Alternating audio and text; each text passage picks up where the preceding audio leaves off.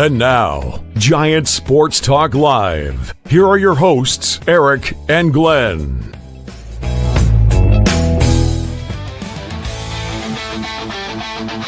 We're talking Giants every day.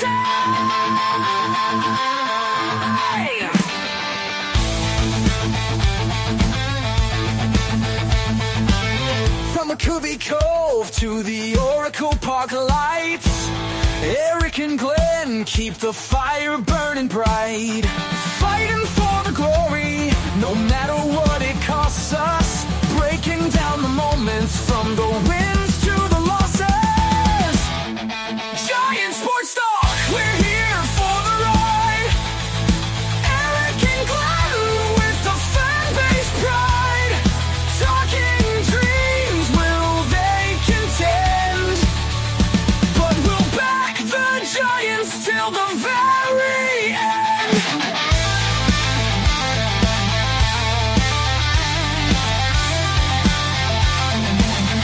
Let's go, Giants! Yes, yes,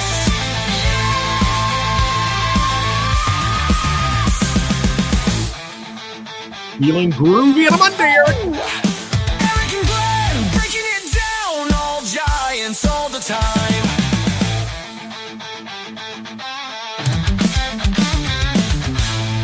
All right, what's up, everybody? Welcome to Giant Sports Talk Live here on this Monday evening, post-game of WBC. It is still ongoing. Mick, he chimes in, says it's not over yet. That's a fact.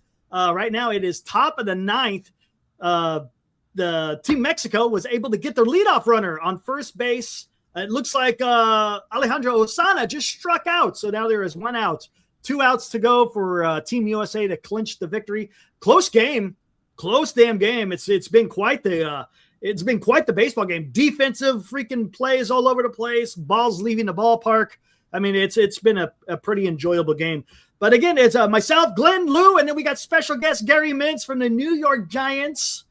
The New York Giants Preservation Society is joining us today for this post game, and also, talk a little bit about his channel as well. And don't forget, check out the description, guys. If you want to know about New York Giants Preservation Society, we got the link in the description. Also got a link to Gary's Amazon. He made a book at being a Giants fan 3,000 miles away. So, guys, if you guys are interested in reading about some Giants, I guess you could say kind of like Giants history, what it's like to be a fan and to root for them, halfway across the country. So go check it out. It's good stuff, guys. But here we are, WBC time again, Glenn. Looks like we'll see how it all pans out. But it looks like the Team USA may be advancing. They play Team Italy tomorrow. So how are you liking WBC so far? I'm not liking it so far. I was so wound up. This is real baseball. I'm going to love it. This is just the most exciting time. I should have marked the schedule. WBC starts around the end of this week because these games, Eric, I mean, when teams have scored 15 runs, you may find these walk-offs exciting. I'm like, he walked it off. What a thriller. No, he walked it off because they had scored, that was the 15th run. That's not a walk-off to me. So I want it to be real competitive baseball, Eric. This is not competitive, some of these games. You get the odd one. I was really disappointed in a way. How often do you watch a game and the win, the loss doesn't, really play out like the total runs? Oh, Australia. I was cheering for the underdog. They were so close, Eric. Korea with the win. I don't know about Lou. I don't know if it's just baseball. I know Lou's enthralled with preseason baseball, watching the Giants, the team that just seems to win with guys I've never heard of, but they lost today. Eric. Season's over. I'm just saying. Hey, Lou.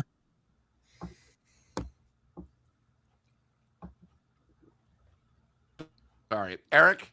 I think the WBC is like a step above spring training until Thursday. Once we get the single elimination, I think the home umpires have been horrible, to say at the least. I thought tonight was a prime example where it wasn't really that good. But, hey, it's baseball. It's starting to get my juices flowing just a tad with opening day, literally basically, 16 days away. So I'd rather watch this than nothing at all, And I think the thing is, I do like it where it is like an all-star against other all-star teams. I think the big problem is everybody thought USA was just going to come in and dominate. They're sort of lucky they're in this division, this Pool B, because some of these other teams who are just as good, not because they don't have USA on them, I think might be. I mean, we have the big advantage of having 3 great starters. A lot of these other countries only have 1. But I think they're lucky they're in, like I said, Pool B. And, it's not over yet. Even though they won the night, you could have 3 teams all at 3-1, and then it goes to run differential, which I don't like. I mean, that's sort of pathetic. But, most importantly is, hey, it's baseball. It's, I'm watching it, so it's doing something right.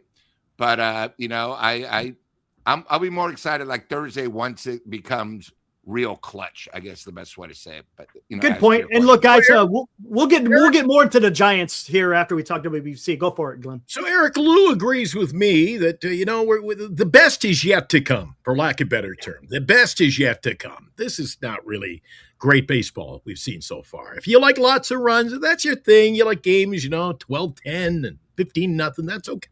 Good on you. I just don't think this is the best quality baseball we're going to see in this tournament. The further it goes, better it'll get. But like I said on Friday, and I'm glad to see Lou brought it up, the umpiring. Thank God we don't have, this, Eric, because they would just be on like the Duracell, not Duracell, the Energizer Bunny. You just get the plate going like this all night. Because the officiating, the umpiring has, in my opinion, been oh so dreadful. The ones that I've seen, again, specifically the Team USA ones have been kind of rough, right? Umpires have been kind of rough. But hey, that's something. It's part. I say it's part of the game. It shouldn't be part of the game, but unfortunately, it is. But I'm going to kick this to Gary. Gary, we'll get into some more Giants baseball after you talk WBC. How are you liking that? Are you a WBC fan? Are you following it? Does it? I've watched a few of the games. I watched tonight's game, and the umpiring was, all those check swings, they were all, the bat crossed the plate in my view. A lot of bad calls. I enjoyed the other night. I think it was Panama versus Puerto Rico. The fans, by the way, incredible. They are so juiced for the game. They are. Unlike United States fans are great, but boy, the Latino American countries. They absorb the game, love it. It's just incredible what you see in the stands. Isn't it amazing? And look, and I've talked about this before on a previous show, talking about the Latin connection that the Giants have. I mean, about this, covering the history of the Giants. It was American baseball that got Latin America so enthralled, right? If it wasn't for American baseball, you would not see. Who knows what type of sport they may be involved in. But, in the off season, whether it was a barnstorming or whether it was just to, hey, some of these ball players back in the day, they wanted to keep playing baseball even in the winter. And where was the best place to go? Well, go to the Caribbean or Latin American. And they went out there and fun. But yeah, watching the excitement of the fans, Ed, that is a lot of fun because they really get into it big time. As does Wilmer Jr. there.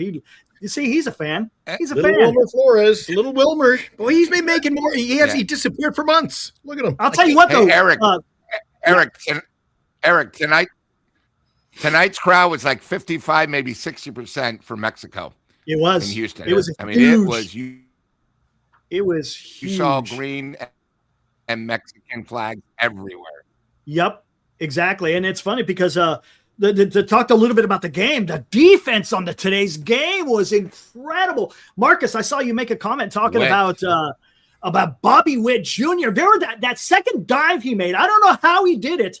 I don't know if you saw it, Gary. He dove for it, and it's like he had a spring in his chest. He literally he fielded it. His chest hit the ground, and in one motion, he was back up and throwing the ball to first base. It was an incredible play. He was also very fortunate that Kirk was running. Yeah. Who's close to Molina we had on the Giants as a runner. Yeah. But it was the second one. I can't remember who it was, but it was incredible. He had three. Eric. Right. He had one against the catcher for Toronto. Catcher, and then another he had one against. two I consecutive. can't remember who it was. Yeah, I think inning after. Yeah, Gary, he was about as fast as the great Mark Hill, if you remember Mark Hill for the Giants. Mark Hill, number 2. Hey, got a fan. Mark, he's a matter of fact, he lives in New York. He's a big Mets fan. Gary says he loves Thanks, your channel. Mark. Very kind of you. Awesome. And I wanted to thank you guys for having me on tonight. Very absolutely, nice. man. Couldn't Anytime you want to come on, you just let us know. We'll bring you right on. And then we had some great assists from the outfielder. Duran. Oh my God. Fields it, turns it around, throws, hits the cutoff man. Cutoff man throws it to Kirk, who's a fantastic catcher, right, Glenn? You like Kirk as a catcher, don't you? He's okay. Yeah, he's okay. The guy can hit better than Patrick Bailey. He can hit. He can hit the But ball. he could also field the ball in front of home plate because he caught it on a bounce, turned around, and was able to get freaking Roman Anthony in the leg before he hit home plate. That was absolutely fantastic. And then the next half inning, Judge, and I don't know who was it? Was it Gonzalez or Ortiz? I'm like, what are you doing? The ball's in shallow right field, and you're going to go try to take third off of Judge. And he threw a seed to the third baseman, Bregman, and he was able to get him in a bang play. So, man, the defense in today's game was it was fun. Again, I think you talked about it, Lou, a little bit, Glenn. Gets the juices flowing because, look, we're only 2 weeks away, right? 2 weeks away until I didn't understand Mark DeRosa's managing. Matthew Boyd was awful. I don't know why he put him in there. Glenn, did you see that? He let Matt Boyd in there and just go and go and go. He's leaking oil. Just let him go. Yeah, absolutely. I you know what I'm starting to wonder, Eric? How is he going to let this play out? Because have you ever seen a tournament like this where a couple of guys just say, a pitch, and then by 11:30, I got to be at the airport. I'm going home. Deuce, yeah, I'm representing my country today, not for the next 2 weeks, for today, and I'm going home. So I don't know how the pitching's going to lay out if they're that good with the pitching early, and then who's pitching in down the stretch for again, better term in this tournament, but this is a weird one. And they have some quality guys they could throw out there in their pen, Eric. Where are they? Seems to be guys on the missing list. I don't know. That's a good question. And let me kick this to Lou. I mean, right? It was announced today. Scooble, he's heading back to Lakeland, Florida, and saying, he decided not. Yeah. And I supposedly, again, this is going by what Ken Rosenthal said in the dugout of Team USA, that he had a lot of discussions with many people, and I guess he's decided to go back. So, and I kind of the guy's he's in his free agent year. You don't want to risk anything this early because you know how it gets. Maybe he's taking inventory of himself and you know what? I may wind up overextending myself because I get so competitive that this isn't the time to really amp it up yet. And it could create some issues. So maybe it was some self-preservation going on as far as as him wanting to continue, right? It's one thing when you're getting Eric, paid, I don't know if you saw paid a lot of money to do it, Eric. It's one thing where you're getting paid a lot of money to do it. Because I have this beef, I'm a WNBA fan, and when they pay them their money and then say, well, the season ends Friday and Sunday I'm playing in the G League or I'm playing in the Unrivaled League. You're my investment.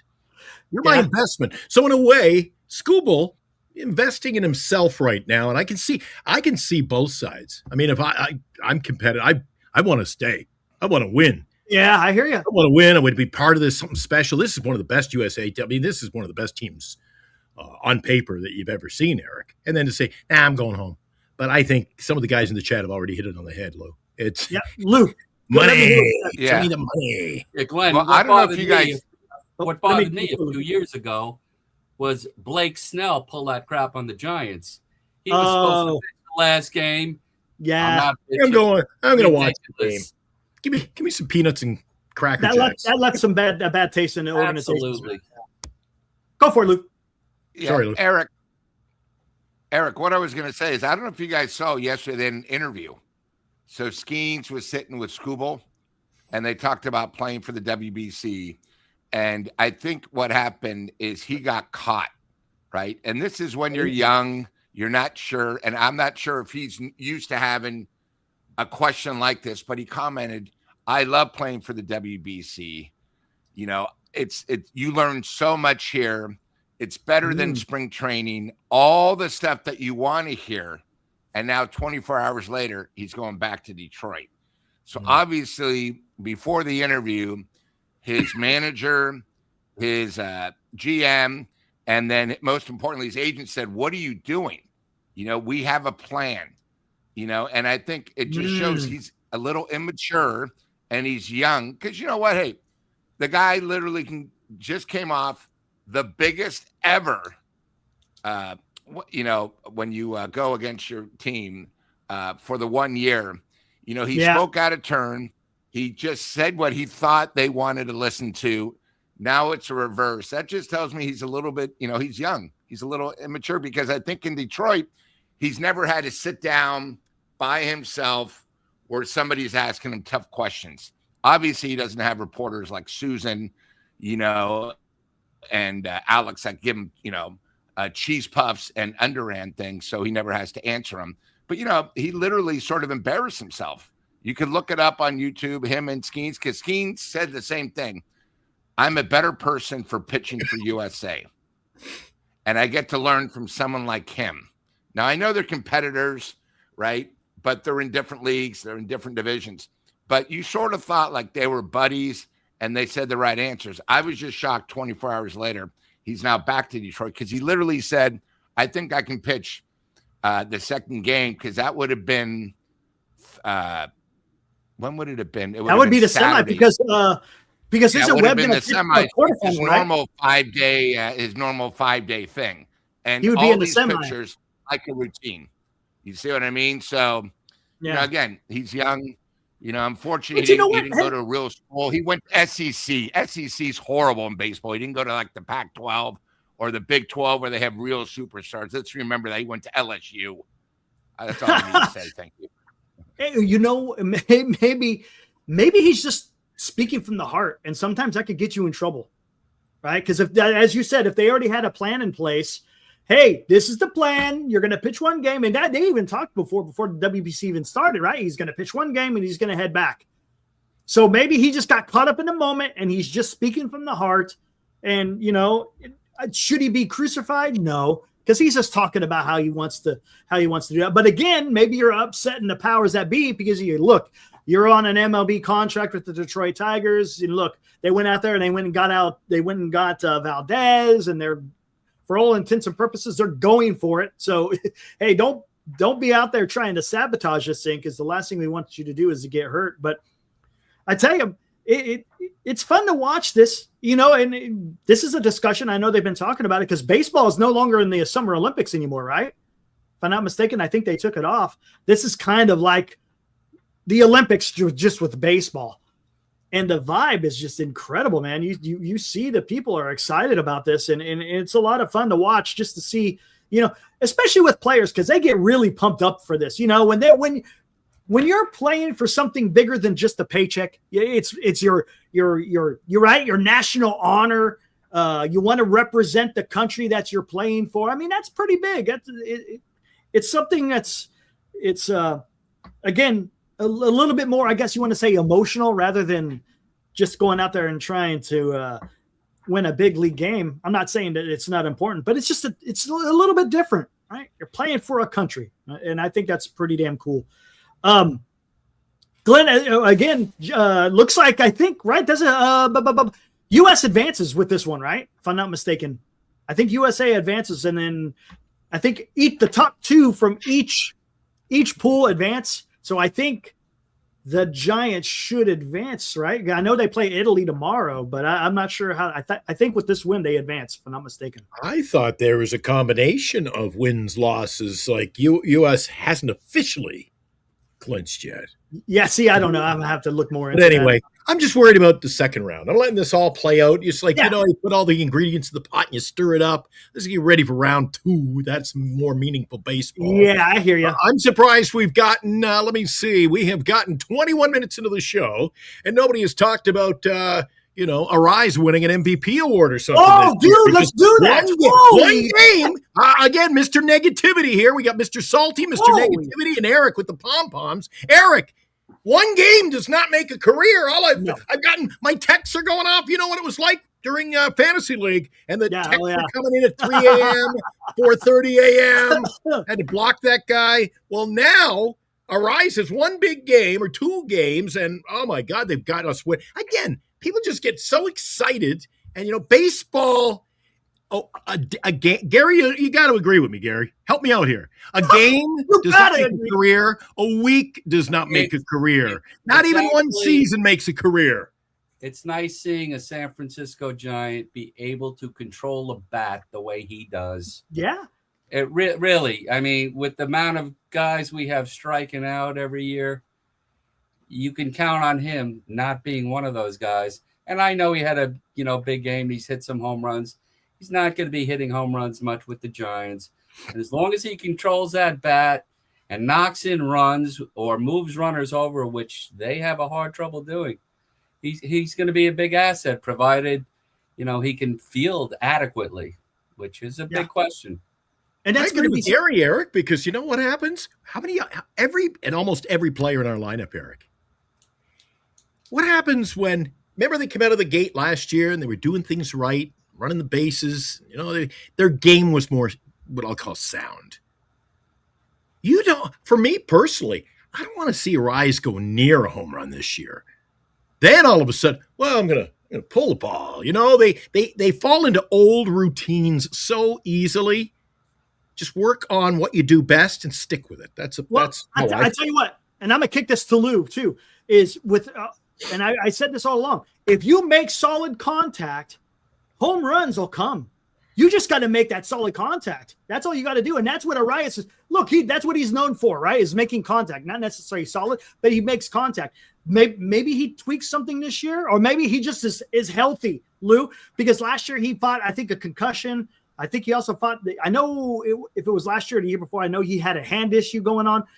Again, you're feeling healthy, because in the past he did have a little bit of pop in his bat.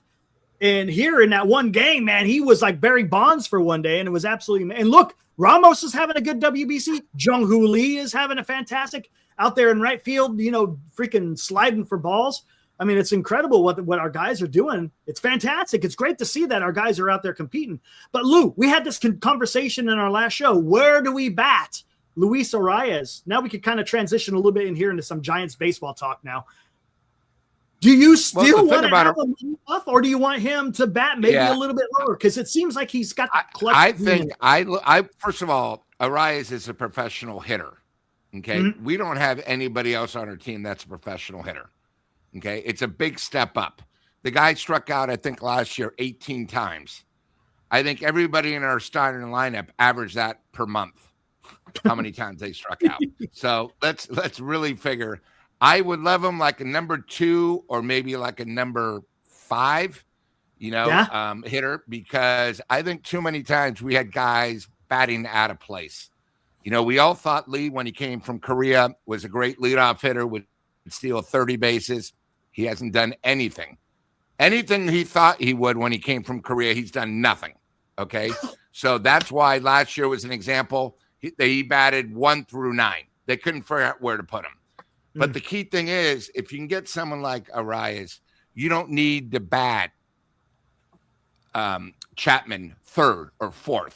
You can bat Devers 3rd, probably where you should be, right? You can bat Adames 4th,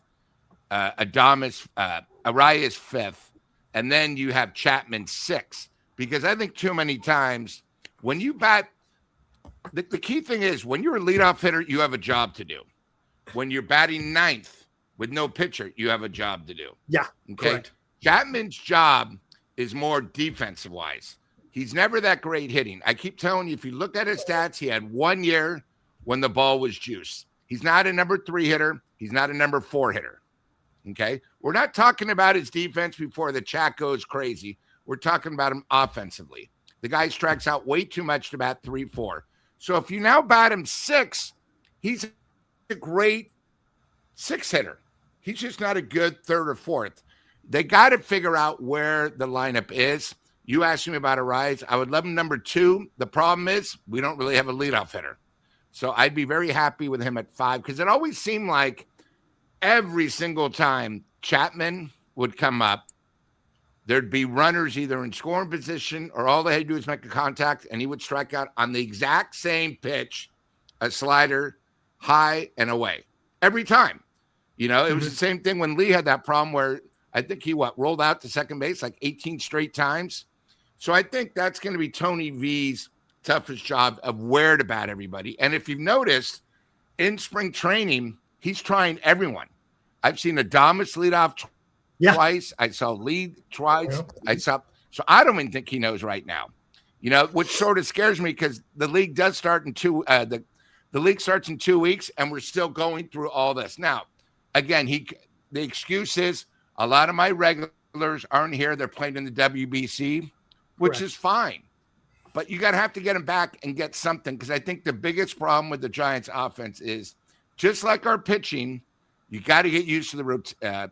You come in, you have a routine. You're going to bat third every game. You're going to bat fourth every game. You can't have it, it's a lefty. It might be a righty. I'm not sure where I'm batting. Because a lot of these guys, it's amazing. They all have egos. They won't admit it, but they want to be in the starting lineup every single day. It doesn't even matter if they're hurt. That's just the way they are. And, they don't want it. If they feel they could help the team and they're batting 7th, they still would rather bat 3rd or 4th. You know what I mean? Sort of being the superstar. So I think it's a big problem. Got to figure it out. I think we've talked so much about our bullpen, but I think our offense, they have to figure it out. Who's going to bat and why? I would love for Tony V to say, hey, guys, this is what we're going to do this year. Have a little press conference and tell us this is why, maybe someone's going to bat first, someone's going to bat second, someone's going to bat third. Because right now, I'm not even sure if the players know, Eric. Yeah, maybe. And I'm going to kick this to Gary as well. I tell you what, man, this lineup, you're saying they got it all over the place. This is what I was thinking. I think when I said this right when they, not that long ago.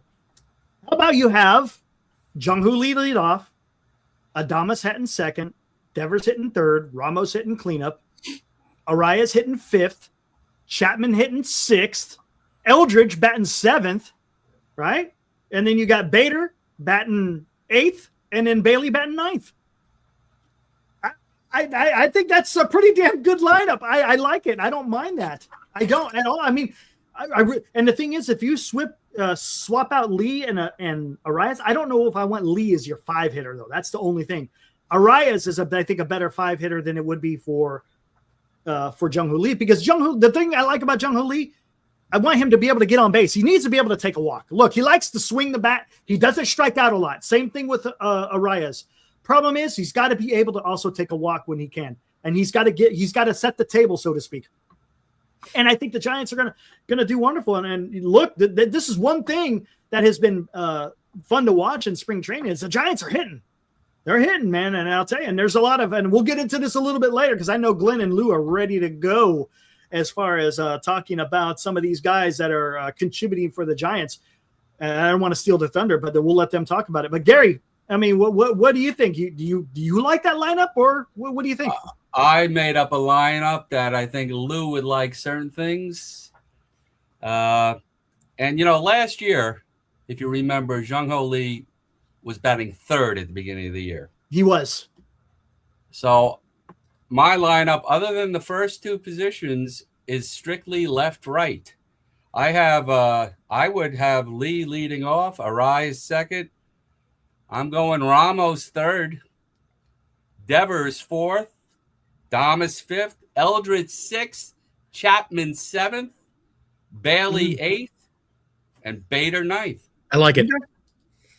There you go. I think Rafael Devers, I saw him play loads with Boston. He's going to have a big year. He never struck out the way he did last year. I don't know what that was. I think he's, Lou said Arias is a big hitter.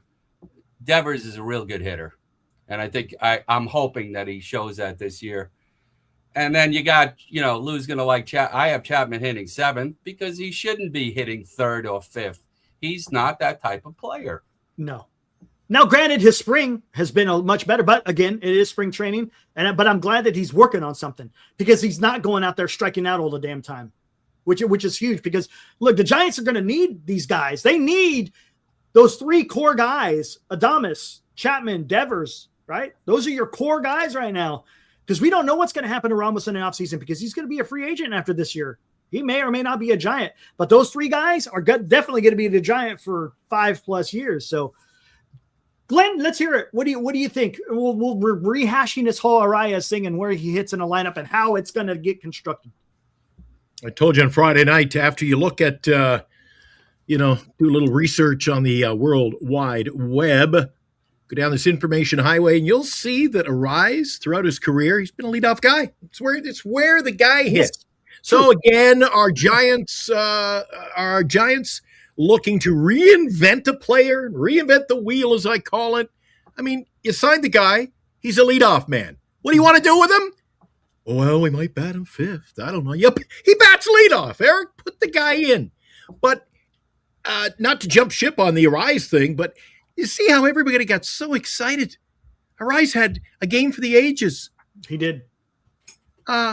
I don't hear us saying we got to, cut bait, get rid of Bader. He's been horrific out there in center field. He's playing terrible, Eric.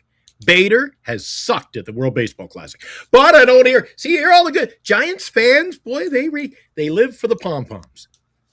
I think Israel got eliminated today, if I'm not mistaken. Right? Even the media. Right, Lou? Even the media. I don't want him to be Aaron Rowan, too. That scares me. But Gary, unlike the New York Mets and the or New York Giants and the San Francisco Giants, the New York Giants, they'd be fielding the criticism from the media. In San Francisco, the media paint the Giants with a Picasso brush. Oh, he played a bad game yesterday, but he's been really good lately. Remember what he did 2 years ago? I don't care. They pussyfoot around this like you would think they're accepting a little cash envelope from the team every couple of weeks. Say good things about us. You can't say anything bad. I know, Lou, in the green room before the show, I caught that listening to KNBR the last couple of days. I think you picked up on exactly the same thing. The fan base who call into KNBR and some of their hosts, boy, I'm telling you, all you need is cheerleader outfit for some of these people.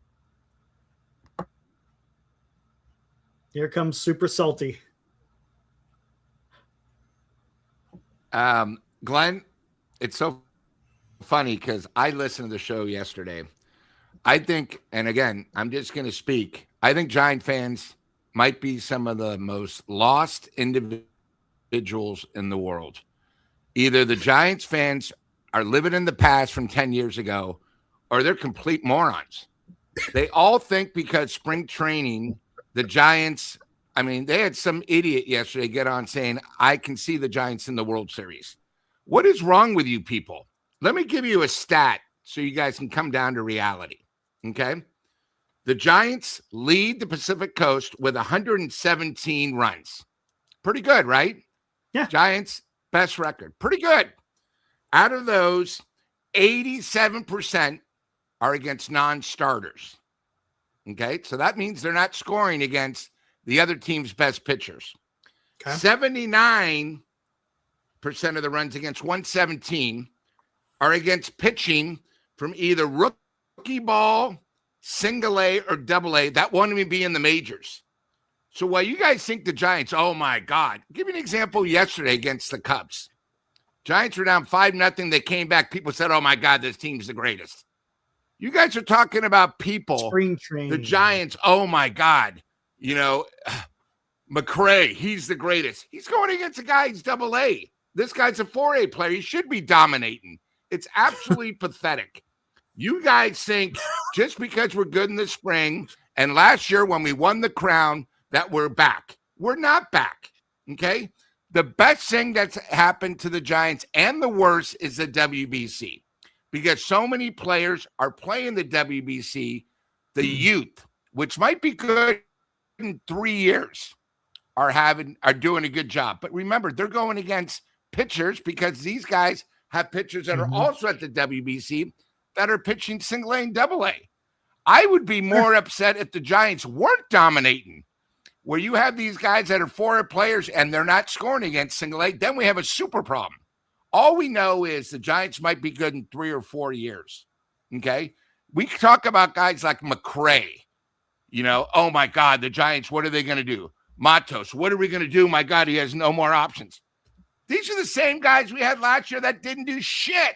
They're not that good. We think they're good because we have nobody else and we're desperate. You guys got to stop drinking the Kool-Aid where you think the Giants are going to be better than last year, which, by the way, we're a 500 team and we have a shot. Okay? We have no clue how it's going to mesh. So you're going to have to give a little bit. You guys keep forgetting we have the first 40 games. It's the hardest in baseball. We have a manager who's never done it before. Spring training is a lot different with no pressure compared to it starting. Okay? And then last but not least, if you look, we still have like 38 pitchers that are competing for literally 16 spots. I didn't see many guys being cut today. So I guess it's going to be Thursday. But the Giants got to start getting down to knowing who's going to be on this team. Okay? We have our decisions. Same thing. Everybody's upset. Eldridge is doing great. Well, listen, you idiots. Eldridge probably isn't even going to start on the majors.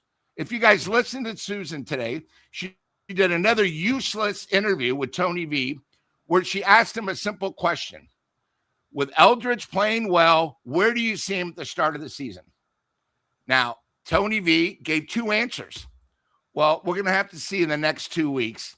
Either he's going to be on the team as a DH, or he's most likely he's going to start in AAA. Well, what the hell is that crap? That's why I think Susan's the one when they first had the meetings when Tony V went off, because I think it was her that, wrote the article, Tony V's coming for sure, before he even signed the contract. Because I'm getting sick of these interviews, and the public saying, well, Eldridge is ready. Eldridge is ready. How do you guys know that Eldridge is ready? How? Okay. He's having a good spring. Okay, good. What a lot of guys have good springs. Okay. You guys stop living how the Giants were 10 years ago. Okay. We basically had the same team as last year. For us to be better, we're going to have everybody that's going to have career years. I like Devers, who I think is going to be better. I think Arias. Lee better be good. People forget Lee's making $19 million a year. We're all worried he's going to leave in 2 years. I don't want him back. If this guy doesn't step up, get rid of him. If Matos, you don't think he's good, let him go to somebody else. We're stuck with the same team over and over again because the Giants and their fans are in a dream reality. Okay? Again, spring training means nothing. Know your facts. All right, that's good. Look at that. Lou broke it open. He said, you know what? It's Monday. I don't give a shit. Let's do this, man. I love it. That's good. Hey, that's great. And you know what? And Glenn, I'm going to kick it to you here in a minute because I know you got something to say. I saw what Tony Vitello had to say. And look, I tell you what, one thing I liked what Tony Vitello did say, it's more about development for Eldridge. They're not putting too much pressure on the kid. He's only 21, right? Come on, let's not put this on. And I've been saying this. I think I said this on your show too, Gary. Just don't put undue pressure on the kid. Just let him go and figure it out. And if he's a good player, okay, well then he'll contribute. But Tony Vitello said that a couple of times. It's about development. It's not necessarily whether or not he's going to be on the major league team at the end of spring training. And I thought that was huge. There's nothing wrong with that. And it's not to say that that he's not deserving. Well, I think he will. Let's see. Let his performance determine whether or not he should be on the roster. Do I think okay, if he doesn't make the roster coming out of spring training, do I think he's still going to be on the roster sometime this year? Absolutely he will. But let's just worry about his development. And that's what they're saying. They're all saying the right things. Hey, we want to make sure this kid is ready to go. Joe, I see your comment. I got it started. We're going to come to it because that's, again, we always have to circle around on that. Gary, well, what you got as far as spring training and as far as the way that they're hitting? Because we'll get into the pitching later.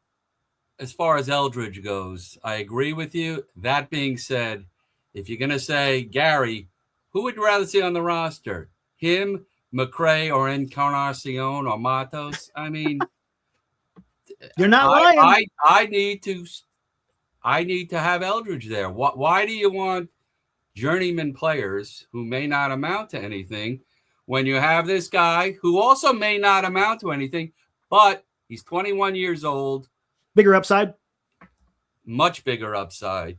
Yeah. You know, and I said on our show, I spring training to me doesn't mean much. And I think Glenn and Lou might remember in the 70s, the Giants had a player named Randy Elliott. Randy Elliott hit 629 in spring training. They thought he was going to be this star. And, you know, I live in New York. There was none of this cable stuff. You didn't see anything. I thought this guy was like this fast speedster. He's hitting 629. And then I finally got to see a game, and he's this burly, slow-footed left fielder who had a career year in spring training. And that was it. Lasted the 1 year with the Giants and was done. So I don't take much credence in spring training. Right. The pitching does We're going to get into it. It does bother me in spring training with some of what I've seen and you know, read and especially their so-called top-notch young pitchers who have not done anything. But I'd like to see Eldridge get a shot. And if he's not going to get a shot, you're going to be stuck with some of these guys who, you know, are not going to be the future of the team. Absolutely. Now, Glenn, let's hear what you got to say. I know you're kind of on the same line with Lou here, talking about the team and specifically, you know, the runs being scored all over the place with the Giants. What you got, man? Oh, I just think again that, you know, everybody's got an opinion. Like, for example, somebody says somebody named, I can't find the comment, but somebody named Daniel or Dan was criticizing. Oh, you said Tyler Fitzgerald is having a great. Tyler Fitzgerald's playing every day and hasn't hurt the team. But like Lou said last week, I think on 2 occasions, back-to-back shows, it's not really, does he not hurt you? Does he help you? If Eldridge isn't on this roster, Eric, what are you going to throw in? Another guy, another slappy hitter like McRae? Like, come on. Why for 2, maybe 3 seasons in a row, Eric? I'll throw it right back to you. I'm volleying to Eric up in the corner here. Why for 3 seasons is it okay to say, play the young guys, play the young guys? And when this guy is just, I mean, I think he's ready to play in the major leagues. Now it's, don't play the young guy. You know, we got to make sure. Play the young guy. He's He's going to be a major league talent, Eric. Could be. We'll see. And that's the whole thing. We'll have to see. What do you want on this roster?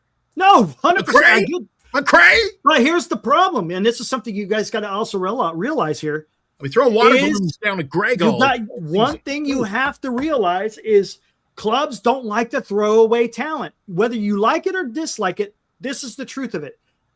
Eldridge has options. Gilbert has options. Brennan has options. Matos doesn't. Encarnacion doesn't. And if they're not on the roster, well, then they're gone. They're not on the roster. Hold on, no. Let me get this out here. Hold on. You got to look at it. If you're into the options, then play the stock market. Don't own a Major League Baseball team. Don't even run one. But that's the thing. Baseball is about winning. You play the best. You beat the best. You are the best. Exactly. But the problem is when you have an option, you're not losing them. You're just sending them to Sacramento, and then eventually there's going to be, because you remember, baseball isn't won within a week. It's not won within a month. It is a marathon, and you have time. So what I think is going to happen, and this is just my opinion, I think they run with Matos. They run with Matos as the 4th outfielder. And if he doesn't hack it, off he goes. No longer going to be a San Francisco Giant. And then someone else is going to fill that void, whether it's, who knows who it's going to be. You got so many outfielders out here doing stuff. Who knows who it's going to be out there? It could be McRae. It could be Gilbert, but I think Gilbert's battling like a shoulder or something. And then of course, Will Brennan. So I mean, if you have options, that gives you a leg up for that simple reason, not necessarily because of talent. And look, and I agree. Hey, let's see what Eldridge can do. I'm not opposed to that. I just want him ready. That's the only issue I have with this, is that I want him to be ready. So when it's time when the bell rings, ding, ding, hey, he is ready to go. But you know what? Joe, hold on. Let me find this real quick. I'm not a McRae fan, but I'll give you this, Eric. I will give the kid credit. With the fact that we lost Cam, we lost Wilmer, our bench, I thought was, well, at least he gives you a slappy bat. He got a little bit of pop in there. Yeah, he's defensively. He's got speed off the bench. So I think he's a great bench player to have around, but I don't see him fitting into our day-to-day plans. You know, 8th, 9th inning guy, bring him in when you need him. You got a guy at first base you got to steal. How many times did we see last year? I think Lou was on board with me and said he saw it. When it would be the 9th inning, leadoff man, Tyler Fitzgerald comes in to pinch run at first base, and then they don't send him. Why do you put in a pinch runner if you don't send him? So get the guy on the bench, get him in there in the 9th inning and let it play out. That's where you play your chess match. That's when we'll see if Tony Vitello knows how to manage in the major leagues. Well, there you go. And yeah, that's going to be fun to watch. Look, we're going to come back because I want to talk about the bench a little bit more, but before we do, Joe, our good buddy in the Rio Grande Valley of Texas, says pitching is still a problem for the Giants. Before we start talking about this, I need a drink.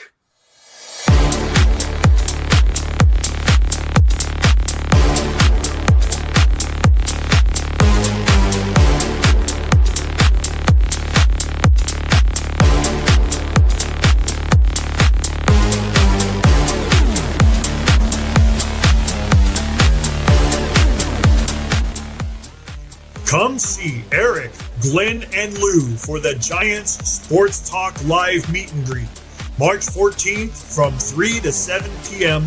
at Tommy's Mexican Restaurant, home of the world-famous Tommy Margarita.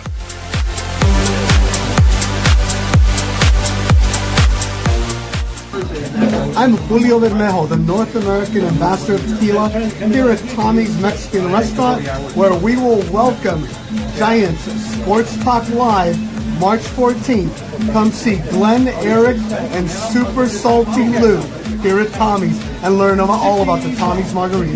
Yeah.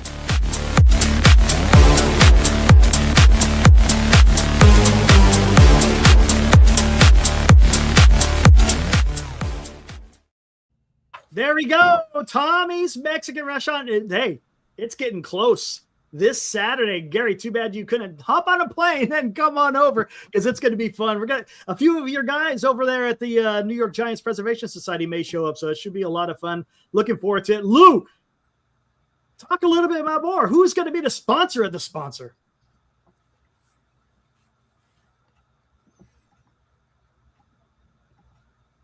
Tequila is sponsoring the Tommy event, which means when you walk up and you say, hey, can I get a Tommy's Margarita? Nope. It's taken care of. I mean, I like it when you go to a bar and there's a tab going and somebody's paying for it. Nothing wrong with that. And again, if you're going to go to the Giants Fan Fest, I don't know if you guys heard, they've now moved the times. It was now it's 12 to 4. So if you're going, you don't want to be there the whole time. But when you're done, take the 38 Gary like Glenn's going to do, and we'll be there waiting for you. In fact, the gentleman at the very end, Julio, who was is going to teach us about the Tommy Margarita. He invented the Tommy Margarita. Is actually at the WBC Classic tonight, and he's going to be there tomorrow. But he was rooting for Mexico, so we'll have to give him a little tissue when he gets home and say, sorry, the real country won. Oh, USA.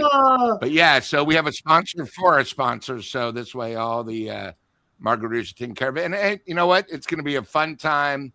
Good vibe. Yeah. And we're just going to be talking baseball, and it'll be great to meet some of the chat. It's going to be awesome. Don't worry, I'll wear a bulletproof vest now that they know how I really feel about the Giants.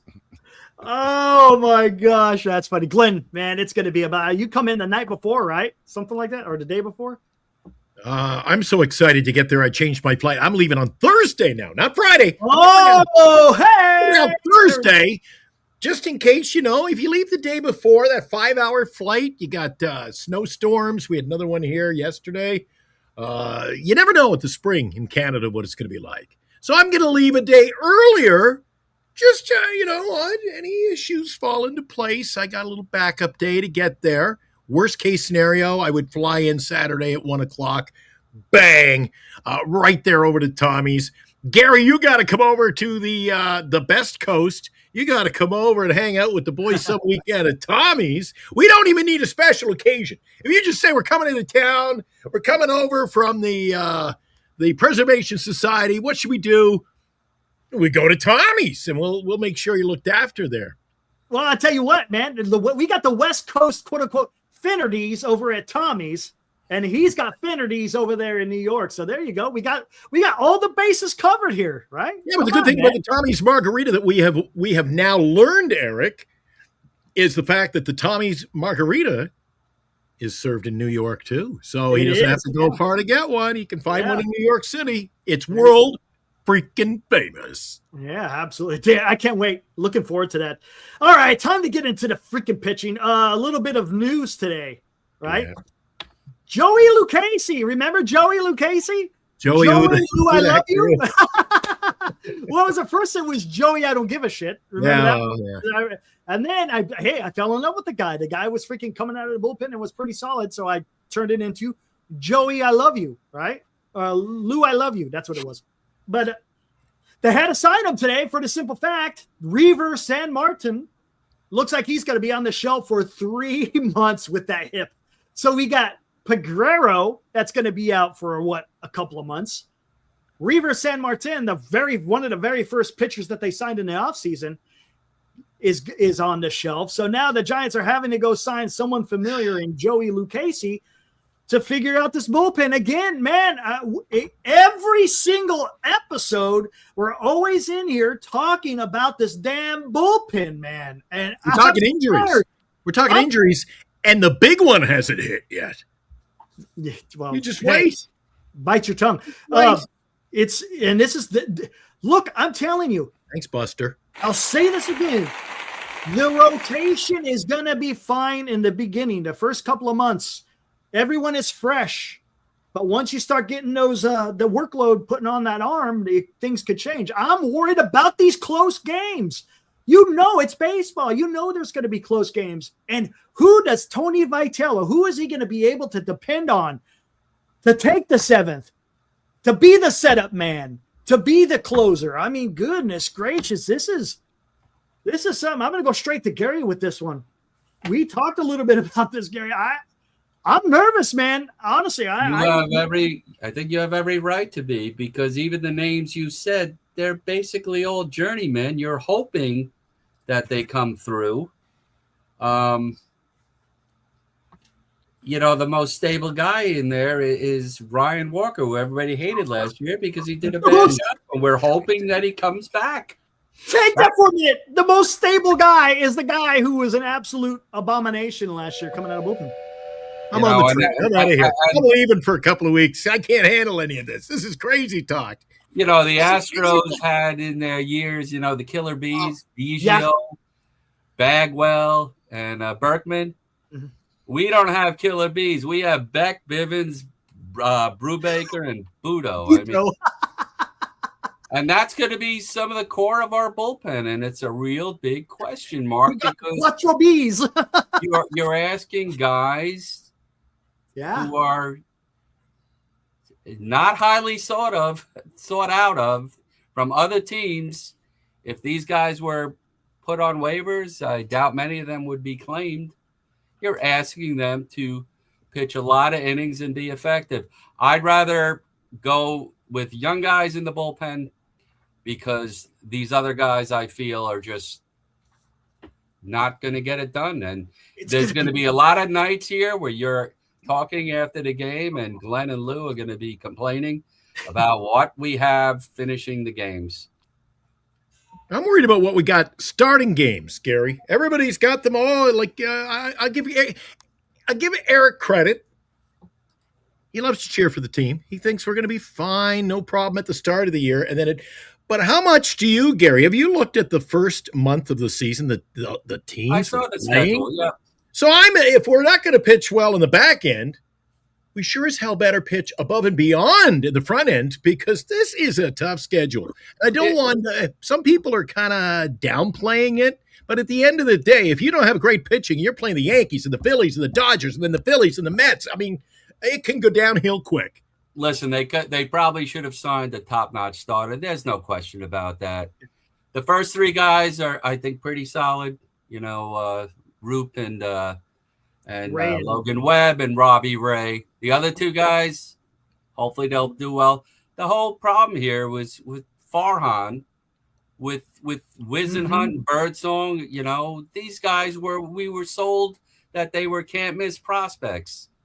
And right now they've missed. They need to come around. We need those guys to be effective pitchers. We really do. They have to be. Lou, right? I mean, my God. The pitching is just, we talked about the injuries last time, and now we got Joey Lucchesi coming back because of these injuries.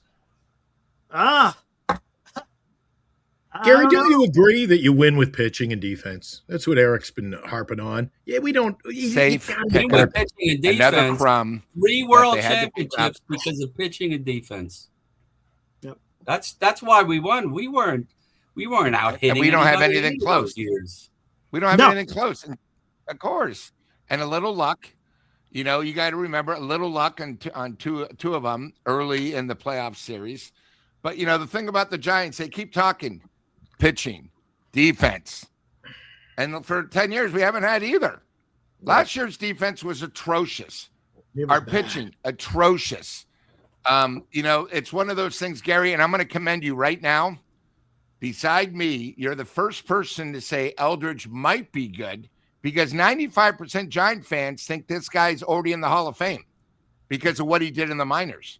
Eldridge is like a Jack and Will Clark combined. You've never seen anything like him. He's 6'9". He can hit the ball everywhere. Now he's young. I Excuses. I'm just we were told Todd Linden was going to be great. Yep. You know, I happen to think Eldridge is going to be good, but we need to see it. And that's the point. And I want to see it. And here what it is more than anything is, as Giants fans, we've seen it all too often. Look, if we didn't have all these prospects not really do anything, I would probably be higher. But how many times have we seen it and it hasn't happened? It just, I mean, we all know the cast of characters of the former prospects that the Giants have had that were totally hyped and they totally flopped. And I'm tired of it. I'm tired of it. I'm to the point now is just prove it to me. Prove it to me. And then we'll go from there. But to sit there and make arbitrary, just like very high estimations, I can't do that. I just can't. I will say I'm excited. I want to see him. I hope he has success. There's nothing wrong with saying that. But my God, man, I cannot sit here and say that this guy is a for sure thing until he does it, right? I mean, that's just what it is. It's okay to be excited. I'm not saying that you shouldn't be excited. For me, I want to temper my expectations for that simple fact is I don't want to be fooled again. I just don't, man. I'm tired. Eric, if you remember I think it was late August when Eldridge came up. If I remember, it was in Arizona. Yeah, it was Arizona. It was unbelievable how many reporters were down there. All I remember is he had 2 balls hard to center. Anywhere else, it would have been out. Okay, last time I looked, Arizona has one of the best hitting ballparks in the business. I know, but he topped it. You know, I heard other people on other podcasts saying how great he is. Give him time. Okay, in a month's play, as Eric, he just got his feet in the water. Give him a chance. I was one of the only people. I was disappointed because I got caught in the hype. I thought this guy was going to come in and really help. So now I do like it this year where they're not rushing him. They're giving him an opportunity. They're not saying, Eldridge, it's you, because we have nobody else. You know what I mean? Where I think that's sort of how we felt last year. You got to remember, last year we were in first place when we did the Devers trade. People forget that. We were in first place and we traded for a power hitter that we said, oh my God. And from literally 24 hours later, it was a complete flop. So now, we're going to go back. I want Eldridge to prove himself. I want Eldridge to be someone probably a little better than Belt might have been when he, finally got a chance up here. And maybe between Belt and like a Chili Davis, a homegrown guy that was a switch hitter where, you weren't sure you're going to get. I'll be very happy we get that. Everything. They've disappointed us now for a decade. Okay? All these pitchers. Oh, he's like Mad Bum. Okay, first of all, Mad Bum was so unique in the playoffs. We're never going to see anyone. Clark was so unique. There's nobody like him. Stop comparing future Giants to ex-players. Baseball was different 10 years ago, 15 years ago, 20 years ago. We got to start going what we have and just be up front. Like for me this year, I'm not expecting the playoffs, but I want them to be enjoyable, fun. I want them to be a couple years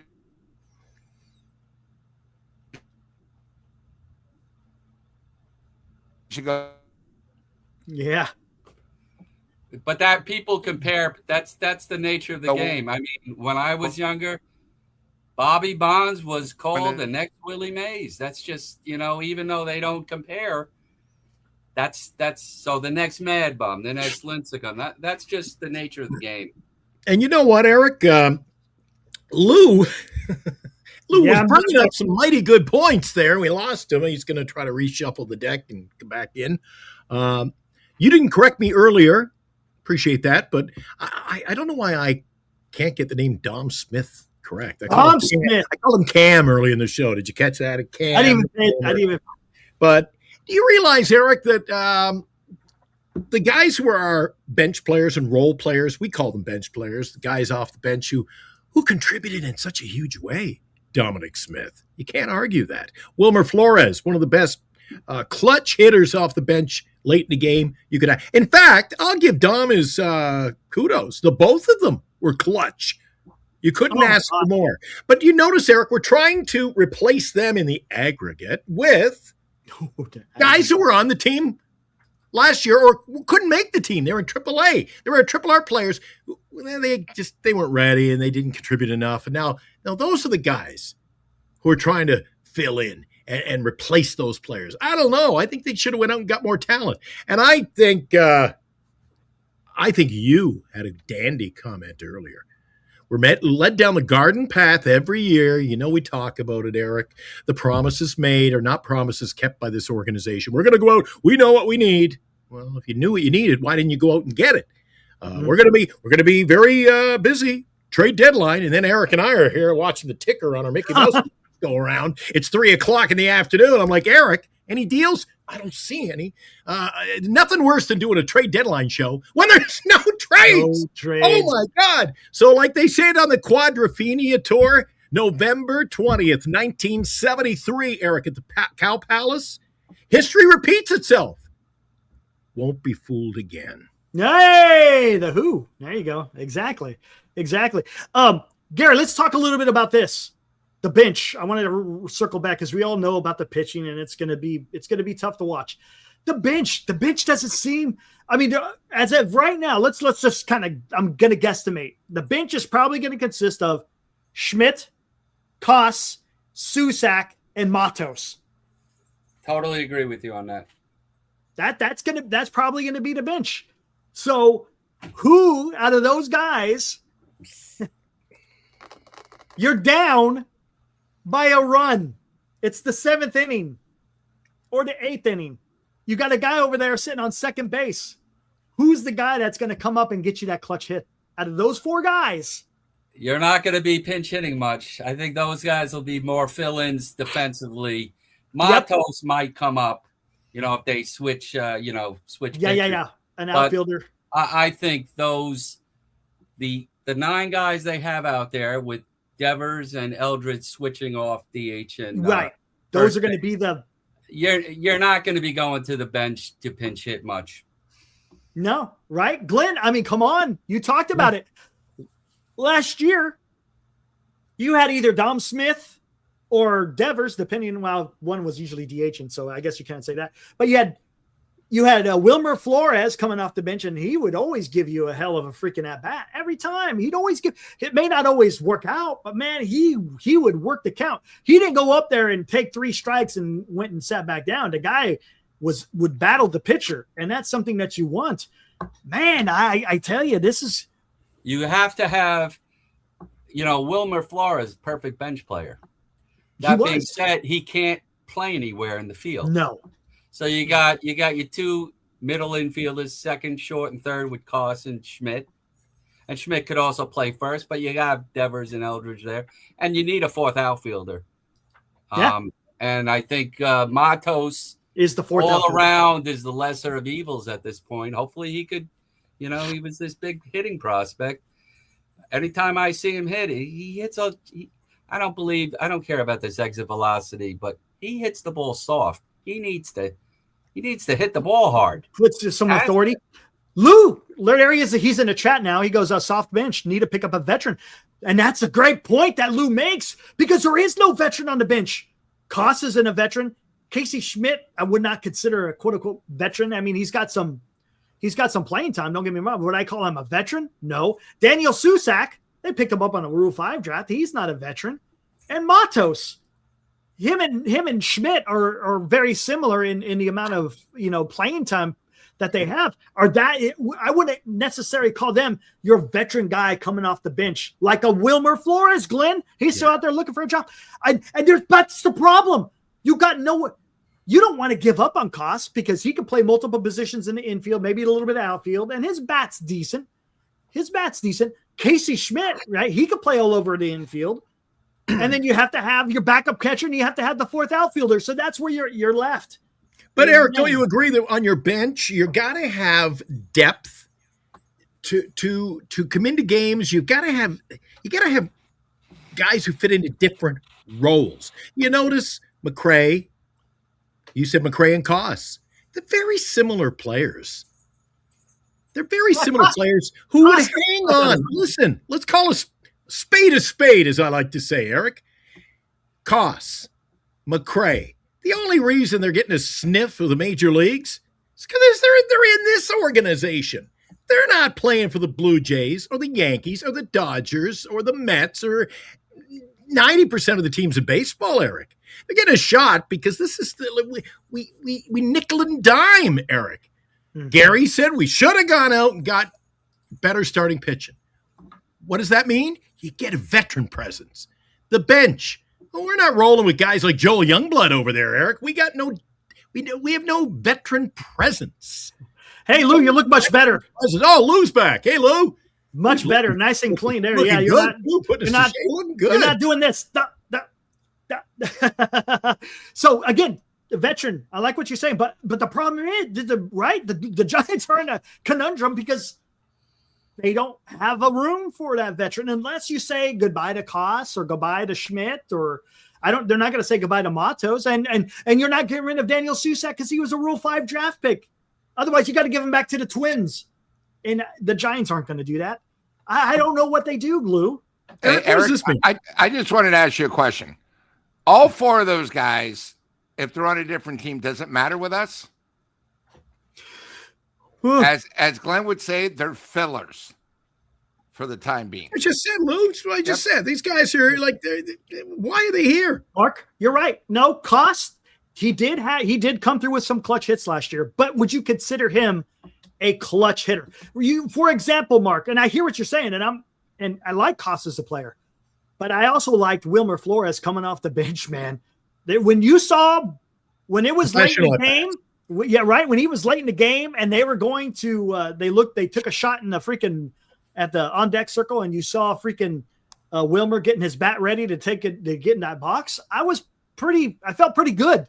I wasn't like, oh, this is not going to turn out well. I was feeling pretty good. And think about some of the great moments in baseball, Eric. Think about as much as I hate the Dodgers. I know where you're going with this one. Okay. You get a guy who hobbles up to the plate. Has no business coming into a game, right? He gets the job done. But living in that moment, Eric, the other team, Yeah, but he's only got one leg. Uh-oh. Because he was a hitter. Lou, you bring it up countless times, and I'm on. Lou and I, brothers from another mother, because we're on the same page on a lot of different things with the Giants, Eric. Mm. You talk about anybody comes in late from the bullpen. Okay, you can break it down anyway. Let's go back to the bullpen. You're late in the game. You got to face our bullpen. Is that really? There's nobody in there scares you. And in my opinion, if it's late in the game, Giants get a little rally going. They go to the bench. Yankees bring in their closer. Are they really going, oh, I got to face this guy off the bench for the Giants? I don't think so. We don't live in the minds of the other teams. The only thing that's in their mind is, why do they sign all these guys? That's the only thing they're thinking. Joshua, I could tell you, do better, Eric. They just can do better. Joshua in Arkansas, I don't disagree. Our bench is about as thin as the WCW 1980s jobbers. If anyone knows about wrestling jargon, jobbers. What is their job to do? Take the pin. You're out of here, man. You're just there to do a job, and that's lose. But oh my gosh, man. And look, I want to be positive because hey, the games haven't started yet, but we could, as fans, you could see the warts. Again, I think the lineup, I'll say this again, and I'll say it over and over. The lineup is going to be better. I'm concerned about the bench. I'm concerned about the bullpen. The starting pitching will be good until July. And then after that, it's a crapshoot because we don't know what's going to happen. And look, the Giants they can have an absolute, let's say they're 10 games above 500 in July. It could very easily go 10 games under 500 by the time you get to the end of September. Let's ask Gary a question. Gary's over there, he's just sitting back. He's saying, "What are these guys up to? What have I got myself into?" You guys have to understand. This is my spring training because this is prepping me tonight for the season. There you Stay go. up at this hour. Yeah, it's a late night on the East Coast. Absolutely. Give you credit. This is a good way. And I was watching. I watched your guys' show pretty religiously from the World Series till about January because all I kept hearing was we are going to make deals and I needed to watch you guys. And then of course, nothing really transpired of any huge significance. So then I went into hibernation for a month and a half and now I'm back and nice. I'm priming for these late nights. And I got to tell you, on the East Coast, there's nothing worse than staying up till 1:30 in the morning after a loss. Oh, that's rough. You're in a good mood, Gary, everybody's talking like Eric there. We had it. We were talking about it on Friday's show. We're on Monday, Wednesday, and Friday. Just a couple more weeks. We'll be back to every day. I can't wait for that. Yeah, there you go. Gary, I don't think everybody's like, okay, so we added a rise, a pure hitter. And the other change would be you added a new center fielder. A guy's never played every day, not an everyday outfielder. Is our lineup really that much better? Because doesn't a rise give you what? A rise is not going to win you 15 more games out of a 500 team last year. He's good for 3 or 4. He'll win you 3 or 4 games with his bat himself. And then with the pitching, I think, taking a step backwards, I really don't know if this team it could be worse than it was last year. Regardless of it being better or worse, you're still going to be rooting for them because we're Jesus. We are. All right, now, I got my $5 tickets. I think adding a rise, I think if Eldridge can play, professionally. Yeah, okay. And Rafael Devers, that's what you got with Adames and Chapman. Okay, they're going to hit 235, 245. Going to strike out 175 times each. So you know what that is. Mm-hmm. You hope that Elliot Ramos figures out how to play left field. He might be a big key this year. Yeah, and Jungle Lee back to 2 years. I'm not trying to pick paint a rosy picture. I'm just looking at it optimistically that Ramos could be a good player again. And look, Mark, he doesn't fit into the show. He's optimistic. Mark makes a great point. Exactly what Gary was saying. Arias with a possible Ramos and Lee improving will be the ticket. Adames and Chapman are who they are. That's exactly right. Right? I mean, Lou, I mean, you're pretty okay with the lineup. I mean, look, is it like some of these other clubs that are a little bit more robust? I think Arias is going to help us more than we know, because I think he's going to help a lot of the guys really teach. He's going to be an example, right? He's going to be an example. An example, because he's a proven 3-time batting champ. I also think the new hitting coach. I think Glenn brought it up the other day, or it might have been you, Eric, where at least during spring training, they're not striking out as much. They're actually making contact. I do like the move of getting someone from Toronto, because if you saw Toronto's lineup last year, the Giants were happy with one run. Toronto wanted crooked numbers. That's why they were in the World Series, and we were golfing one day after the season. He has a technique, put the ball in play. We talked about the WBC game tonight, and we laughed because they an unbelievable shortstop made an incredible play, but he got the guy out at first because he's actually one of the slowest catchers. But what we didn't talk about during last year is he was the number one hitter with 2 strikes. Yeah, he was awesome. Repeat that. With 2 strikes, he was the number one hitter in baseball. Okay, so again, it's one of those things where we got to look at the positive, but I think Arias, because he actually is a professional hitter. Maybe he could help Devers, where Devers was so used to hitting the green monster. For 3 years, he elevated his play. He doesn't have that anymore. So maybe Arias can teach Devers, hey, listen, go back to the basics. You used to drive the ball. I mean, if you remember last year, Devers had, I think, 7 homers, and not one of them was even pulled to right. When it's a new thing where you see the porch so short and right, he probably maybe overswung a lot. You don't know. Eric, you said the first 6 weeks he was homesick. Okay, good.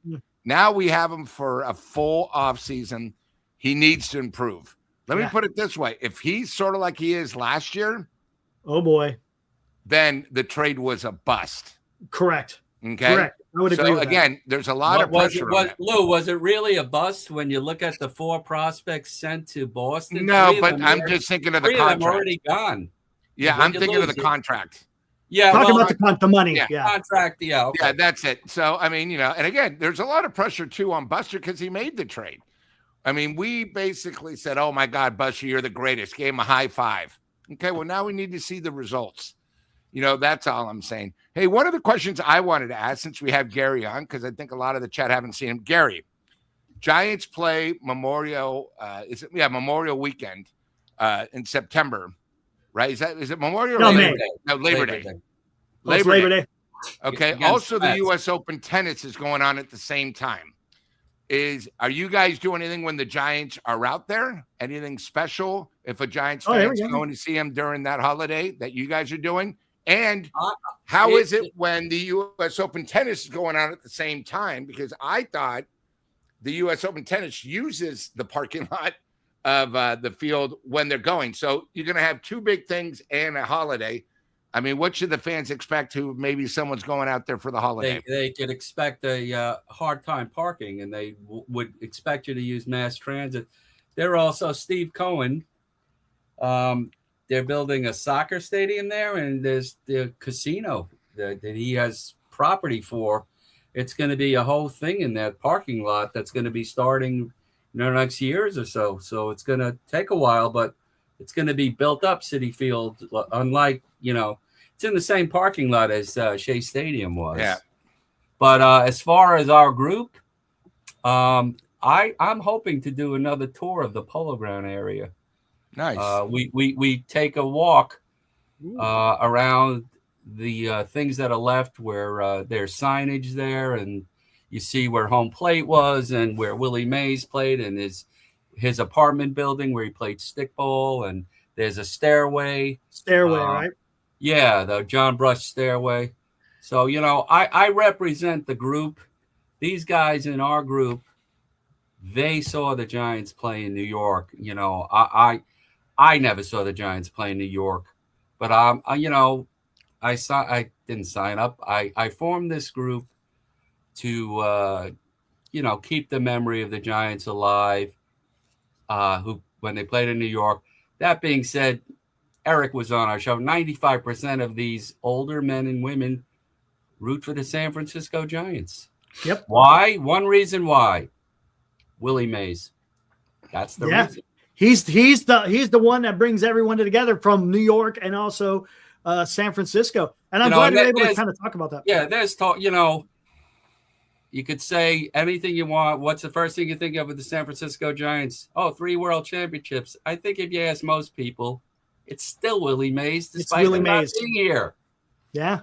And Gary, were you a Giants fan because of your dad or your grandfather? Okay, so here's I became a Giants fan in 1969. Okay. My father followed the Giants in New York, and I wanted to be like my father. Perfect. Nothing wrong with that. He was my hero, so he followed the Giants. And I was a stupid kid, stupid adult. I never asked my father, why he stayed with them. But I know why. It was because of Willie Mays. Okay. So whenever we got an opportunity, we would go to Shea Stadium to see Willie play.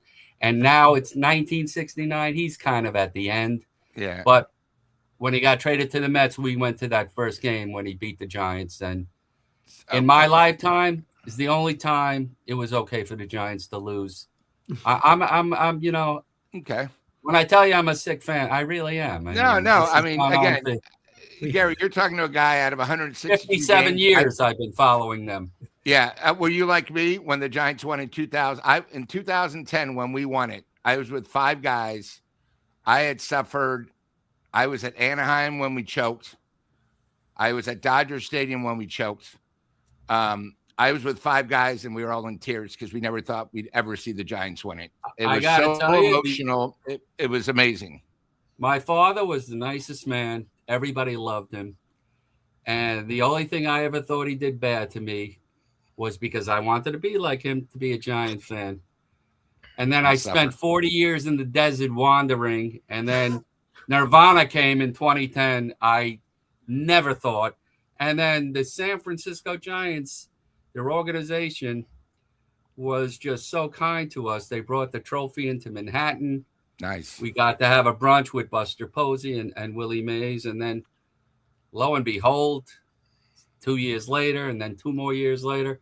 So my father passed in 2003. Never got to see it. And they sold these like antenna flags that said World Champions. So every year that they won, I planted a flag by the awesome.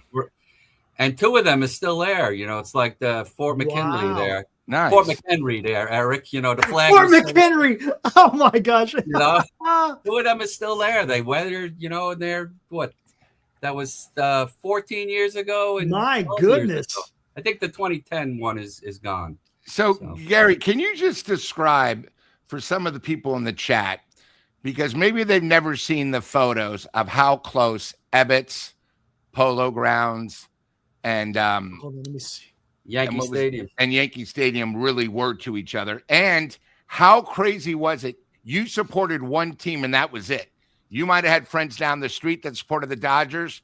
When baseball come, you didn't care. When the Yankees, and then back then, it was literally just one division. So the Giants and Dodgers, I mean, the best thing that happened is they both came out to the West Coast for a reason because they knew they needed it and they wanted to go. But just describe growing up there, especially, or maybe some of the stories your dad, of how crazy it was. And how crazy was it when the Giants actually beat the Dodgers to win the pennant in that area? Because, I mean, literally, were they each, what, 3/4 of a mile short of in diameter from each other? Yankee Stadium and the Polo Grounds are right across the Harlem River, which is walking distance. Okay? This is where the Polo Grounds used to be. Here's the Polo Grounds and here's Yankee Stadium. And there's Yankee Stadium. Now, old Yankee Stadium was right here, right? There. So my father, again, another question I didn't ask him.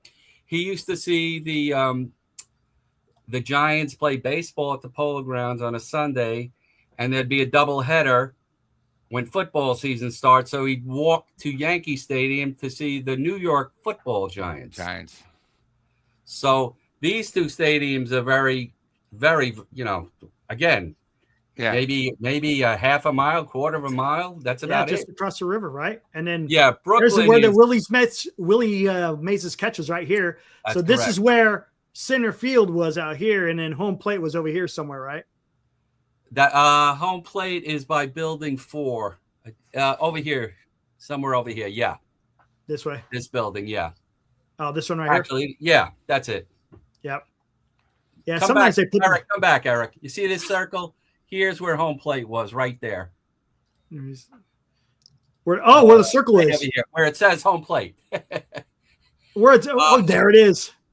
There it is. That's where it is. Ebbets Field would be south. And okay, so then it went this. It was this direction. So home plate was over here, and then center field was out this way, right?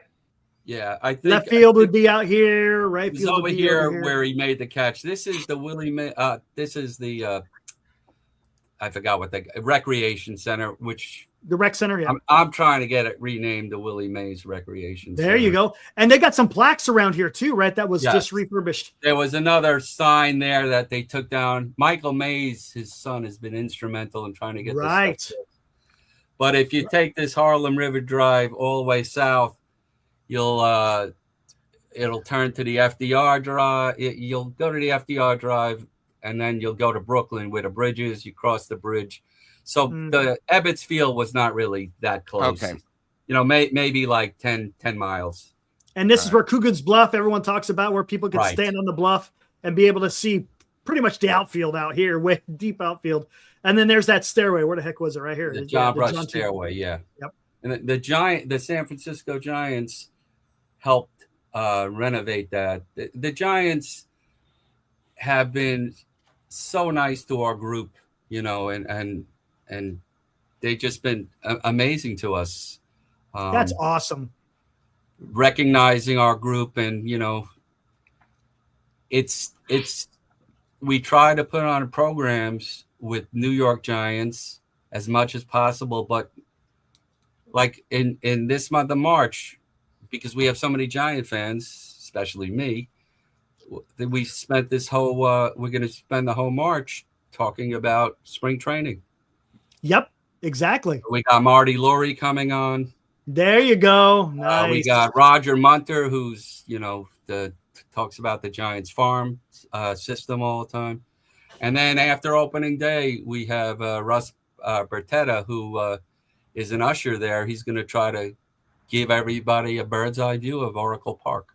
Awesome. Yeah, he's always on the stream there, the Zooms. It's awesome. And then every May we celebrate Mays' birthday. We get people talking about Willie Mays. Last year we had John Shea, John Miller, Pat Gallagher.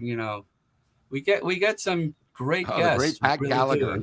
Glenn, you asked how do I find these people? One of my favorite shows I watched because my father was Columbo. I really search Google. Like, actually, go this way.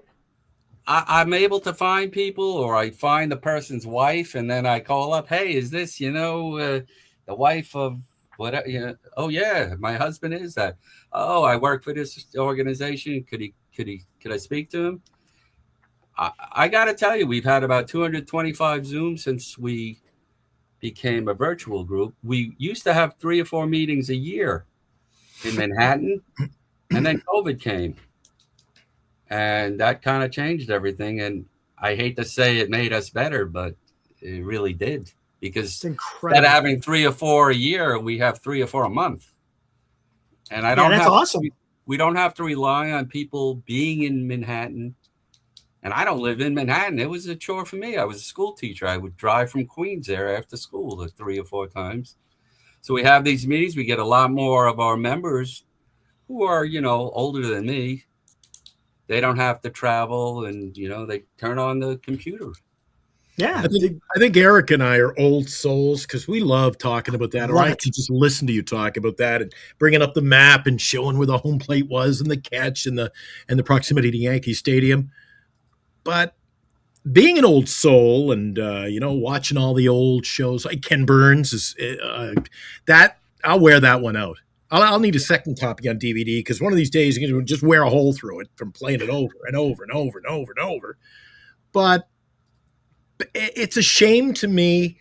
I mean, I wouldn't be here, probably dead and gone by now. But if I lived in an earlier era to get a chance to see places like the Polo Grounds, because in this day and age, everything is so cookie cutter, the same. The uniqueness, that outfield, the box, everything was so unique back then. And now all these ballparks with a few little changes, they're all really, really the same. So I love the history, and I wish baseball still had a little bit of that old school. And I brought it up with Marty Laurie at times. Like, I like the perfectionism of baseball throughout the years. And now, we need bigger bags. Yeah, we need a pitch clock. We need to do this. I like baseball for what it was. It lasted for over 100 years in a simplicity form. Why do we have to change it, Gary? Glenn, I couldn't care less if a game went into the 18th inning tied 2-2. Yeah. It was a great game. I don't need to have people put on base, We don't need artificial stuff to be put into the game that doesn't really. And Lou, I got to tell you what you said. I was watching the game at a friend's house. The game 5 against Texas. I just could not believe it. Then my phone started going bonkers, and I had to go to school the next day, and I was on cloud 9. And then I bought everything because I had to savor the moment. Yeah.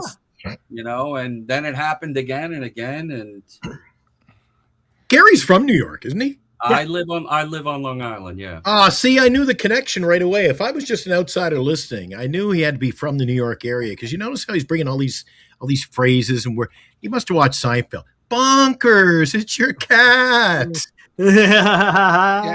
Gary, two things, and then one of the things about me is I sort of felt, if you ever see Mad Dog radio, when the Giants won it, his first day after, he was just a young kid. He became a Giants fan because he was Giant. I mean, it still gives me chills. Lou, could I interrupt you for a second? Yeah. I used to work before I was a teacher in a place called Record World. Glenn, I know a lot about music. Okay, I used to set up new stores for this company. Attaboy. So anyway, I knew that Mad Dog liked Jackson Brown, so I got free tickets from the record company. We called the station up. He joined us. A few months later, we said we're going to Philadelphia to see the Giants play the Phillies. And I said, Chris, would you like to join us? He says, sure. Pick him up. We take him down to the vet at the time. Giants lose 1-0. Kelly Downs pitched a great game. Ricky Jordan got a hit in the 9th inning off Steve Bedrosian, who was a terrible closer with us. So anyway, Mad Dog is just sitting there staring at the fence. It's like, Chris, we got to leave. So anyway, a few months later, Mike and the Mad Dog started, and then he became super popular. But what you're talking about, his soliloquy or whatever you want to call it, that he said on the Sirius radio, it's fabulous. And it was I'm sure you related it. Related to it, and as I did. And then, after a while, they started winning, and then I retired as a teacher, and I was like, you know what? I need to write all this crap down. So I wrote this book that Eric had mentioned, and there's no research in the book. It's all my life following this team from and all the ups and downs, mostly downs. And the only thing out of research, like in 1990, this record job, I had to set up a store in Philadelphia. I go down there, my wife, my 6-month-old daughter. So it's like, okay, the Giants lost, and I wanted to go to the next game, but I didn't want to put them through that. So we didn't go. So how did I know the exact date? because the game I didn't go to, Terry Mulholland no-hit the Giants, which I was really happy I didn't go to because I don't want to sit there with those Philadelphia fans yelling at me. So that's the book that I wrote. The research is just verifying exact dates, but I knew the times and I knew when things changed in my life. And, game 7 against the Cardinals, I had to be somewhere and I couldn't, that the Jose Oquendo game. So, for them to finally win, it was just the whole weight off my back because I never thought they'd ever win. Yeah. Gary, just 2 quick things. I'm sorry, since I haven't had a chance to talk to you. Can the chat get a book and can you personalize it? Like if we might have somebody special in our life that's a Giants fan. And I assume Eric will be able to let us know how we do that. And I personally want to invite you, if you ever do come out, Eric and Glenn have been my guests. I've had tickets since New York. I think Eric might have told you before, but I'd love for you to be our guest. Glenn has a photo of where we sit.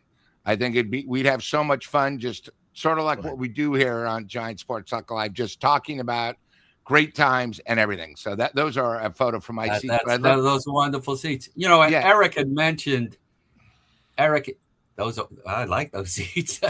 Eric mentioned that, how you guys have gotten to meet people. And I mean, you're a fan, so I'd love for you to, just come out and there we are right there. That's great. So, how Eric has met people doing this stuff, and he's incredible. Like bewildered of how this happened. That's exactly how I feel. I mean, I have John Miller calling me in my car. It was like, Gary, this is John. And I'm like, he's calling me. And Peter McGowan, hey, I'd like to meet you down at maybe 8 months before he passed away. He asked me to meet him in Manhattan for a drink. And I was like, Peter McGowan wants me to go? Hell, I'm going down there. And then the Giant Enterprises asked me to come and speak about the book in 2024. And then I was invited to the Willie Mays celebration of his life. I mean, these are all things that I never thought would ever happen. I was just a teacher here rooting in New York who was a nut. Yeah. So you were at Oracle Park that day for the? Yes. I was there too, Gary. You didn't say hello. You didn't come over. So Glenn, what happened? The funniest thing that happened was when Bill Clinton came off of the field. I expected all of the Secret Service to be, and then he's talking to people and taking pictures, and I was like, hell, I'm gonna ask him. So I touched his arm. I said, Mr. President, would you honor me with a photo? Turned around, said, sure. So something I treasure. Where were you sitting for that, out of curiosity? We were sitting on the field. Oh, well, look at this, Eric. I'm just a peasant, Gary. Always will be. I was third base, but I was. They, like I said, they treat me really nice. Oh, and I'll tell you one other thing. On the way in, you were supposed to. Well, you weren't able to. I'm sorry. Who were on the field were signed this book to Willie Mays, even though he, was no longer with us. Yeah. And I signed it from me and my father because I needed my father to know because that was his guy. Nice. I got to meet Willie Mays a few times. And every time I met him, it was like, this is my father's guy. My guy was, Bobby Bonds, Will Clark, Chris Spire, those guys. Hey, Chris Spire was my favorite. Him and Boy Wonder, the real Clark. Boy Wonder. It was a real who's who that afternoon, too. Oh, it was sitting in those chairs there, ex-presidents. I went up players for the Giants. Spike Lee sat with the bat the whole time. I don't know where you were in conjunction to them. Right across the walk from us. There's an aisle. And then I went up to Debbie McGowan and I thanked her because her husband was so nice to us. And I there was just all these celebrities and Eric, it's like what you said. What am I doing here? Kind of. Thing. Right. It was crazy. It was a strange day, though, Eric. I'll never forget it. Like, people sitting around me are like, you got a bad cold? I was sniffling, and I never got to see him play. But that afternoon service at the ballpark was so moving. Yeah, because Eric. it It's wasn't like you lost a family member. Dude, it was so deep and you could just feel your heartbreak. but it wasn't like a wake. It wasn't a wake and it wasn't a shiver. It really, people were taking pictures and smiling because they were remembering how great he was and what a good soul he was. Yeah. And Glenn, I've been in touch with his aide, Renee. What a nice lady. I mean, she really took good care of him. And I'll tell you, the episode you had with John Shea talking about Willie Mays, yeah. oh my God. That John was is unbelievable. such a great episode. If you guys go check that out, it was back in, what was it, last May, right? Yeah, last May. Last May. And then John also came on after he wrote his book, 24. Yes. And John also was involved in the documentary on HBO. No, that was a great fabulous. So, all right, guys, it's a labor of love. I enjoy doing this stuff. I really do. It's fun, right? It's a game we love, and we just love talking about it. It's fun, right? That's what baseball does. And I say this a million times, and I'll say it a million times more. It's a game that fosters that conversation, and you get to meet people from all walks of life, and it's fun. Yep. Why not, man? Have something good in this world for once, right? My God, crazy world we live in. Go Giants! Let's go Giants! Yeah, buddy. Gary, when are you coming back to visit us? Hopefully, we didn't scare you away. I would love to come back. Absolutely. I really want to. Just let me know. Afternoon naps. Get the afternoon naps in. Settle in with us. You know what's really weird? When I was there, when you look at the out of town scoreboard, everything's a final. Whereas here, exact opposite. When I used to go to Shea Stadium, you would see the scoreboard. It would say Cincinnati SFN, night game. And that was the other big thing. The local papers here. When I was growing up, Giants played at night. You got up the next morning, see the paper. You saw N, meaning that game was not in the newspaper. You had to wait 2 days to get the score. Yeah. That's the game ended too late. Check it tomorrow. That's correct. Yep. I'll tell you what, Gary, I feel you, man. Before I got settled into the Bay Area, so I was even a time zone behind you. So I grew up, and why I listened to WFAN as a kid and teenager and so on was because I was up the coast. I grew up in a little Cape Breton island, part of Nova Scotia. And it's an hour so that's the Atlantic time zone. Then you had you in the East. Now I'm in the Central, and these guys here, I mean, we're going to finish the show, and they're going to watch a little TV. Yeah, I just collapse. It's getting late. And what time is it there, Gary? It's probably about 1 o'clock, 1 in the morning. Have you seen one of your countrymen have gotten back together and are on tour? One of my countrymen? Yeah, countrymen. Are you talking about Rush for Glenn? No. I assume he's talking about the Guess Who. Guess Who? Yeah, they're. Oh, like them. Yeah, Guess Who? April Wine. These are all bands that are a shell of what they used to be. I mean, like you go to see. I had some friends who were like, "I'm going to see April Wine." I go, it's a karaoke band now. It's just a cover band, man. There's nobody in the band. Well, the Guess Who though. Died. The Guess Who though is the original. It's Randy Bachman and Burton Cummings. Yeah, Bachman. So that's a good. That's a good thing. The two main guys. It's the but they're singing. That's the greatest. All fake guys. Well, you're thinking of Bachman Turner Overdrive. Luke. Yes, I am. Like them too. Yeah. Oh, here we go. Gary, some night we're gonna Brian Adams and Honeymoon Suite. Some night we're gonna have to do a show on the embarrassment that is the Rock and Roll Hall of Fame. Oh God, that's not terrible. How do you call Where is Bachman Turner Overdrive? There are so many groups, and they have other groups there who are not rock and roll. I don't get it. April Wine. The Guess Who? Burton can get in twice. He's terrific. He still sounds pretty good. I went to see him up at New York City Winery. He's great.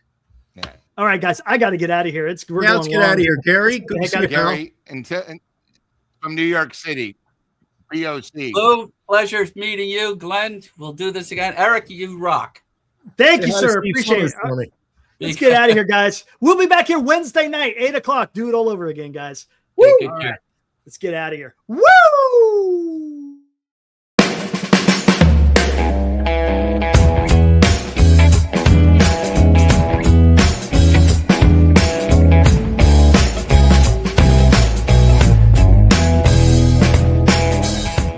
You've been watching Giant Sports Talk Live with Eric and Glenn, a Northern Lights Entertainment Broadcasting production.